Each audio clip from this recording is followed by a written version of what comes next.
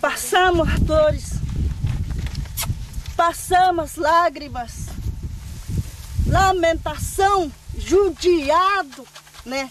Própria da autoridade brasileira. Despejo doloroso para essa criança, sem misericórdia. Nós morremos para retornar pelo nosso pedacinho da nossa terra. Como aconteceu com o nosso cacique Marco Verón, foi matado pelos nossos olhos ali, massacrado pelo fazendeiro. Eu mesmo assisti à morte do Marcos, sem ter compaixão deles. A própria autoridade DOF acompanhou para matar o nosso cacique aqui dentro da nossa reserva indígena. Eu olhava, Fiona, com a morte do Marcos, eu não aguentava com aquele massacre que fez. Com aquele armamento pesado batido na cabeça dele, matando o Marcos.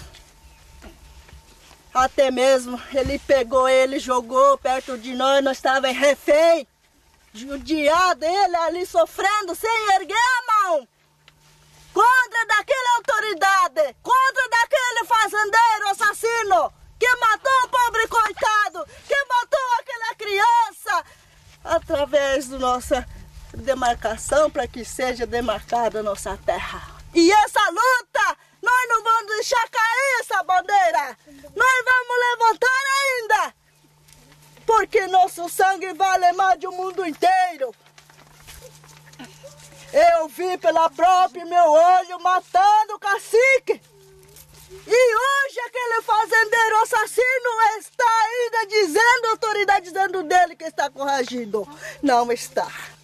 Ajuda nós, ajuda a falar a favor de nós para presidente Lula, também para governadores, para demarcar a nossa terra onde seu Marco foi derramado o sangue dele aqui e a voz dele não se cale.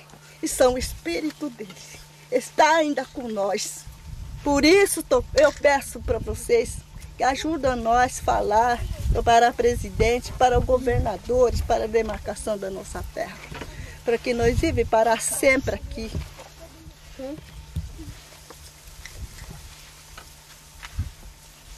São essas minhas palavras que eu deixo para vocês, Fiona. Sim. E aqui está minha mãe.